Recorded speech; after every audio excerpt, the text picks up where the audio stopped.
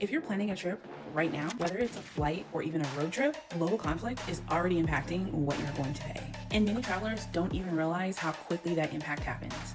Hi, I'm Andrea, and this is Andrea Beyond Borders. If you have a moment, let's explore something together.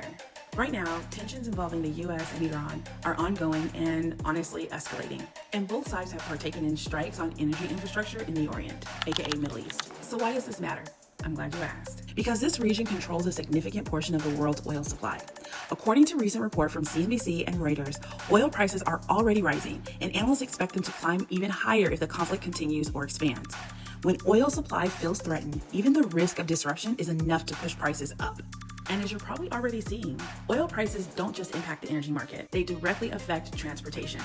Jet fuel alone makes up about 20 to 30% of airline operating costs. So when crude oil spikes, airlines are forced to make decisions very quickly. Decisions like raising ticket prices, add fuel surcharges, reduce less profitable routes, or adjust flight schedules. And we've already seen this before. When fuel costs surge, airlines often cut late night routes like red eyes or reduce frequency on certain routes to stay profitable.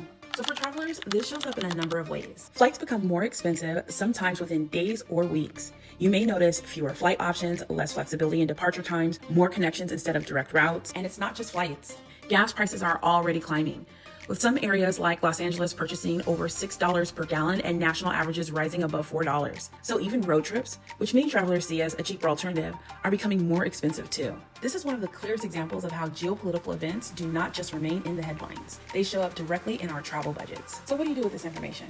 I'm glad you asked. First, book strategically and sooner rather than later. Prices tend to rise as fuel costs stabilize at higher levels. Second, stay flexible. Look at alternative airports, travel days, and flight times. Third, build margin into your budget, especially for gas, transportation, and last-minute changes.